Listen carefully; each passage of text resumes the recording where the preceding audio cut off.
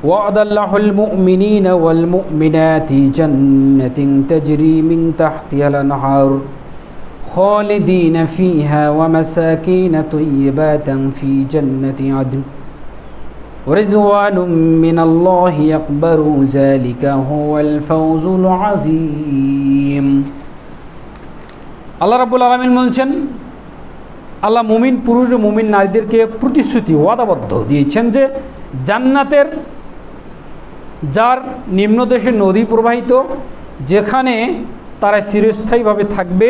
কারা? মুমিন পুরুষ মুমিন নারী, বলে সুবহানাল্লাহ। এবং স্থায়ী জান্নাতের উত্তম বাসস্থানে আল্লাহ সন্তুষ্টির সর্বশ্রেষ্ঠ, এবং এটাই হচ্ছে মহা সাফল্য। এর চেয়ে বড় কোনো সাফল্য আর মুমিনের জন্য হতে পারে না। একথা আল্লাহ বলছেন সূরা তাওবায় 72 নম্বর আয়াতে। আর সূরা সফ, এই সূরা সফ আল্লাহ সুবহানাহু ওয়া তাআলা বলছেন 12 নম্বর আয়াতে, ইয়াগফির লাকুম যুনুবাকুম ওয়া ইউদখিলকুম জান্নাতিন তাজরি মিন তাহতিহাল আনহার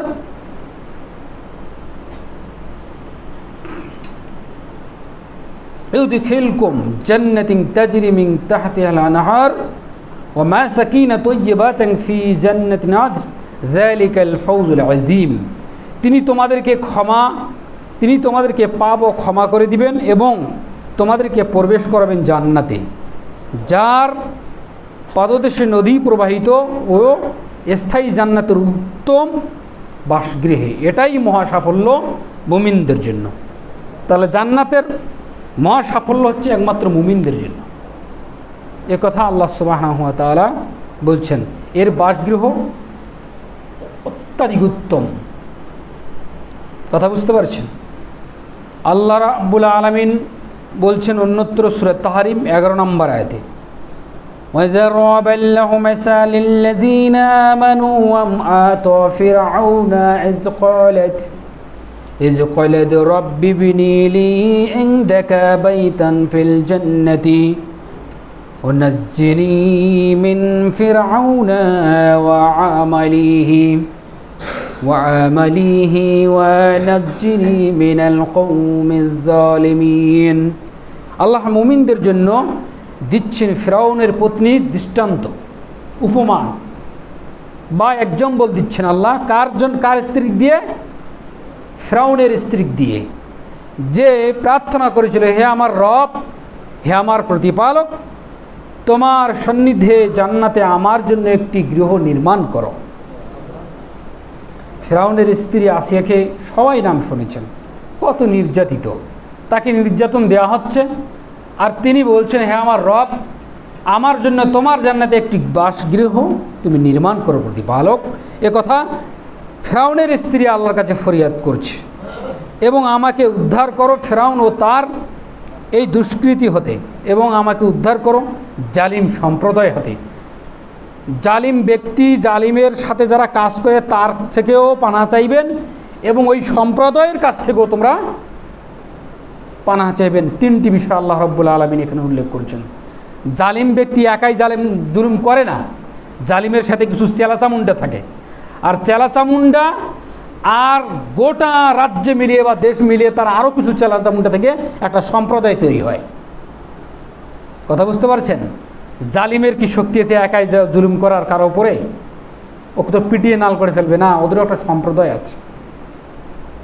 তো এটাকে আপনি সোজা করতে পারবেন না, তবে কে সোজা করবে?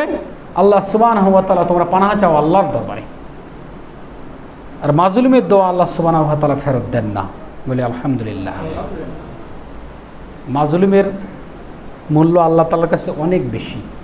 মাজলুম যখন দোয়া করে আল্লাহর মাঝে কোনো পর্দা থাকে না, দোয়াটা কবুল হয়ে যায়। কথাটা বুঝতে পারছেন? কোনো আর থাকে না।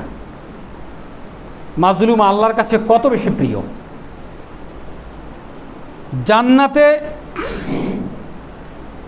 কোন লোকের জন্য বিশেষ গৃহের ব্যবস্থা থাকবে, যেমন খাদিজা রাদিয়াল্লাহু তাআলা আনহু, উমর রাদিয়াল্লাহু তাআলা আনহুর জন্য বিশেষ গৃহ থাকবে।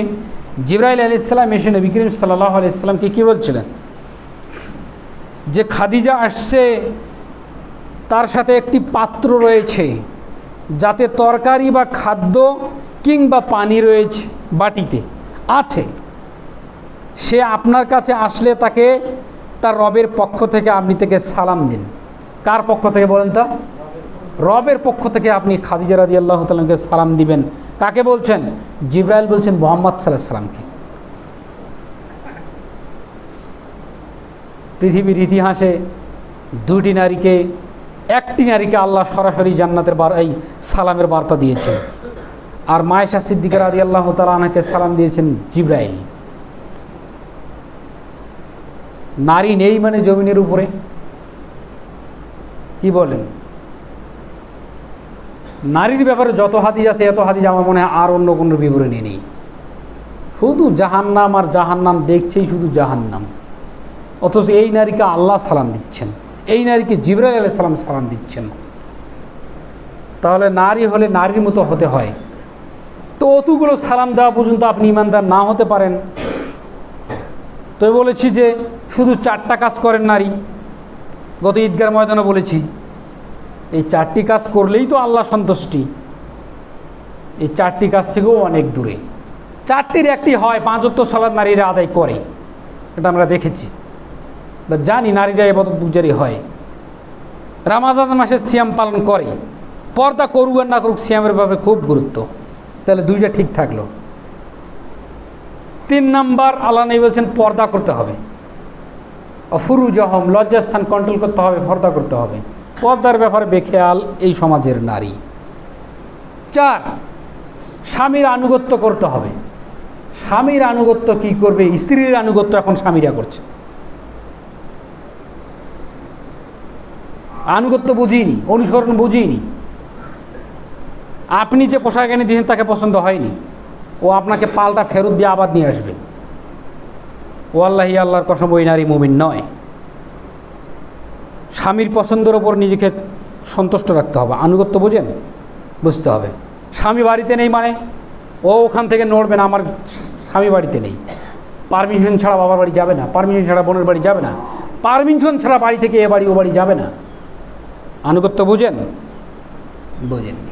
জান্নাত কি এমনি? 4টি কাজ করলে জান্নাতের যে কয়টি দরজা রয়েছে একটা দরজা বন্ধ থাকবে না। এই কয়েকটি দরজা দিয়েই ইচ্ছা মতো প্রবেশ করবে এই নারী, শুধু 4টি কাজের বিনিময়ে। তো 2টা পেলাম, 3 আর 2টা কিন্তু ঠিক নেই সমাজে।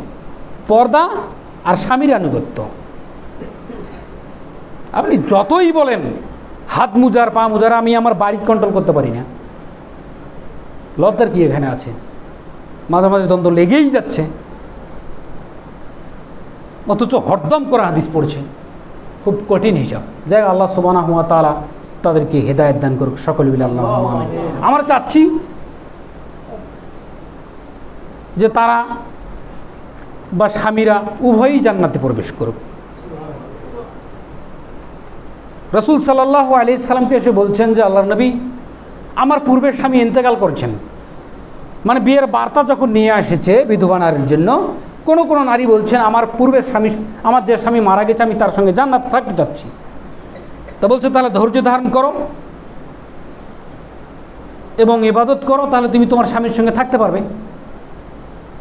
তাহলে বোঝা যাচ্ছে যে স্বামীর সঙ্গে স্ত্রীর জান্নাতে দেখা হবে, সাক্ষাৎ হবে, থাকতে পারবে। কিন্তু স্বামী স্ত্রী এখন সম্পর্কগুলো হচ্ছে সাপ এবং বীজির মতো, কুটকাট লেগেই আছে। যাই হোক, আল্লাহ সুবহানাহু ওয়া তাআলা মা খাদিজা রাদিয়াল্লাহু তাআলা আনহুকে সালাম দিচ্ছেন। তাহলে কত বড় মাপের নারী তিনি, কথাটা বুঝতে পারছেন? সালাম দিচ্ছেন আর তাকে জান্নাতে এমন একটি প্রসাদের সংবাদ দিবেন, জিবরাইল বলছেন যে কোনো হট্টগোল ও ক্লান্তি নেই। তুমি তাকে সালাম দাও আল্লাহর পক্ষ থেকে এবং এমন একটা জান্নাতের সুসংবাদ দাও যেখানে কোনো হট্টগোল হইচই, কোনো ক্লান্তি তাকে স্পর্শ করবে না। কথাটা বুঝতে পারছেন? আমি কথা বুঝাতে আজকে একটু ভালো লাগতেছে না, কি একটা সমস্যা যায়। দোয়া করেন। পুঁথি আছে ওই যে শিয়াব নামের ছেলেটা আসছিল না, তখন তো আমার অসুস্থ শরীর। বৃহস্পতিবার করে রাতে আসরের পর থেকে জ্বর আসতেছে আর 2টা আড়াইটা পর্যন্ত থাকতেছে। ওই দিন থেকে শুরু হয়েছে, কালকেও আসর থেকে 2টা আড়াইটা পর্যন্ত। সকাল থেকে ভালো, সকালে বমি করেছি একবার, ফের এখন জ্বর নেই, আজ চলবে 1 সপ্তাহ, কি আল্লাহ জানে। যাক আল্লাহ রহম করুক, আল্লাহ যেন সুস্থতা দান করে, আল্লাহর কাছে দোয়া করি, আল্লাহুম্মা আমিন। কথা বুঝতে পারছি? এই 3-4 শুক্রবার থেকে এইরকম চলছে। আনাস রাদিয়াল্লাহু তাআলা আনহু থেকে বর্ণিত, রাসূল সাল্লাল্লাহু আলাইহি ওয়াসাল্লাম বলছেন, আমি জান্নাতে প্রবেশ করলাম, তখন সেখানে স্বর্ণের একটি প্রসাদ দেখলাম, সোনা চাঁদি এগুলোর একটা প্রসাদ দেখলাম। প্রসাদ বোঝেন? বিল্ডিং দেখলাম। আমি বললাম, এই অট্টালিকা কার? জিজ্ঞাসা করছি, এই অট্টালিকা কার মুহাম্মদ সাল্লাল্লাহু আলাইহি ওয়াসাল্লাম জিজ্ঞাসা করছে। তারা বলল, কুরাইশদের এক যুবকের। তখন আমি ধারণা করলাম, আমি তো সেই কুরাইশের যুবক। মুহাম্মদ সাল্লাল্লাহু আলাইহি ওয়াসাল্লাম কুরাইশের যুবক, আমি তো সেই কুরাইশের যুবক। আমি বললাম, সে কে? মনটা মানলই না, আর সে ব্যক্তি কে? এইভাবে আল্লাহ নবী বলছেন।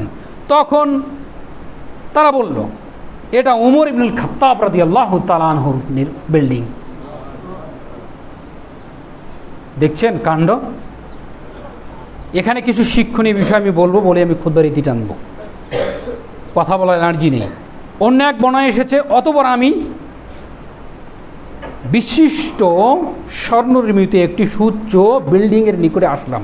এইভাবে বিবরণটা এসেছে। জিজ্ঞাসা করলাম, কার? কুরাইশের। আর আমি তো আবার মানে একটা অবিশ্বাস্য ব্যাপার। তখন বলছে, এটা হচ্ছে উমর রাদিয়াল্লাহু তাআলা আনহুর। এখানে কিছু শিক্ষণীয় বিষয়। উমর রাদিয়াল্লাহু তাআলা আনহু এমন একজন ব্যক্তিত্ব, সবাই কম বেশি জানেন, কম বেশি সবাই আপনারা জানেন। আজকের সমাজের কথা বলি, একটা মানুষ যা বাঁচবে, হায়াত যতটুকু আল্লাহ আমাদের দিয়েছেন, 50, 60, 55 যা দিয়েছেন, তার অর্ধ জীবনটা আমরা কিন্তু হেলায় খেলায় বা আকাম কুকাম বা অশ্লীলতার জীবনেই চলে গিয়েছে। যখন একটা লোক ওইভাবে চলে যায়, তার 20টি বছর বা 25টি বছর চলে যায়, তখন আল্লাহ কিন্তু তাকে হুঁশ দেন। শরীরে অসুস্থ আসলেই হোক, সাংসারিক চাপেই হোক, ইসলামের সুশীতল ছায়ার জ্ঞানী হোক, একবার হুঁশ দেন যে অনেক তো হলো, এখন আমি একটু ভালো হই বা তওবা করি। এমতো পর্যায়ে কিন্তু তওবা করে সে 5 ওয়াক্ত সালাত আদায় করে এবং আল্লাহর প্রতি ফিরে আসে না? অনেক ভাইয়েরা রয়েছে, তাদের জন্য অন্তরের অন্তরস্থল থেকে প্রত্যেকটা মুসলিম নরনারীর দোয়া করা উচিত নয়? তার স্থানে দেখবেন এই সমাজের লোকেরা দোয়া তো অনেক দূর কি বাদ হ্যায়, দোয়া অনেক দূরে, তাকে টিটকারি করে। এই তো সেদিন তুই অমুক জায়গায় ধরা পড়ছিলি রে, আজ তুই হুজুর হয়ে গেল। এগুলো ঘটে, এগুলি কি আপনারা জানেন, বলতে পারেন? হ্যাঁ, হয় না? সেদিন তো তুই গায়ে নেশার আড্ডায়, গাঞ্জার আড্ডায় নদীর পাড়ে 4 জনে মিলে নেশা করল, আজ দেখলাম মুখের দাঁড়িয়ে একটু টুপি দিয়ে একলা হুজুর হয়ে গেল। এগুলো কথা বলে না? কথাটা কেন বললাম জানেন? আপনার এই ছোট্ট ইনকারমূলক কথা দিয়ে সে আবার ওই পূর্বের জীবনে ফিরে যেতে পারে। কেন ফিরে যাবে? যে যখন ভালো পথে আসলাম তখন সবাই টিটকারি করছে, যখন খারাপ পথে থাকলাম তখন কেউ ভালো পথে টাকার জন্য আগ্রহ দেখালো না। অথচ কথাটা এই জন্য বললাম, উমর রাদিয়াল্লাহু তাআলা আনহুর পিছনের জীবন কত ভয়ঙ্কর ছিল, কত ভয়ঙ্কর ছিল। সেই ব্যক্তির জন্য জান্নাতে ঘর নির্মাণ করে রাখা হয়েছে। এটা কি আপনি জানেন? তওবার পাওয়ার কতটুকু, আর ইসলামের ভালোবাসা কতটুকু ক্ষমতা হলে আল্লাহ তাআলা তার জন্য জান্নাতে ঘর নির্মাণ করেন। শুধুই কি উমর রাদিয়াল্লাহু তাআলা আনহুর জন্যই জান্নাতে ঘর নির্মাণ হয়ে আছে? আপনাদের আমাদের জন্য নাই? দলিল নেবেন? আল্লাহর নবী বলছেন, কেউ যদি 24 ঘন্টায় 12 রাকাত সালাত আদায় করে, সুন্নাত সালাত, সুবহানাল্লাহ বলবেন অন্তর থেকে, 12 রাকাত সালাত যদি কেউ আদায় করে, তার জন্য জান্নাতে একটি ঘর নির্মাণ করা হয়। সুযোগ কি আপনাকে দেওয়া হয়নি? আপনাকে আমাকে দেওয়া হয়নি? এত বড় অপরাধী মানুষ উমর, মানে কি? যে রাস্তা দিয়ে যাবে ও রাস্তা দিয়ে নারীরা ভয়ে ঘর ঢুকবে। বুঝেন তো উমর কি জিনিস? আতঙ্কের নাম উমর। উমর মানে কেউ কথা বলবে মানে সমাজের একজন জুলুমবাজ মানুষ। আমি বুঝাতে পারছি না যে উমর কী ছিল পীরের জীবনে। যখন তিনি ইসলামের শশীতলে ছায়াতলে আসলেন, যেই উমরকে দেখে মাজলুমেরা ভয়ে লুকাতো, সেই উমরকে দেখে এখন শয়তান লুকাচ্ছে। আপনি বুঝতে পারেননি আমি কি বলতে চাচ্ছি। যেই উমরের এই বর্ডারে দেখে মাজলুমরা লুকাতো, সেই উমর এখন বর্ডারে এই পাশে এসে ইসলামের শশীতলে এসে এখন শয়তানরা তাকে দেখে পালাচ্ছে, ছাড়ছে, লুকাচ্ছে। তাহলে বুঝুন তো ইসলামে এসে তার ঈমান, তার তাকওয়া, তার পরেশগারিতা কী পরিমাণ তিনি অর্জন করেছিলেন।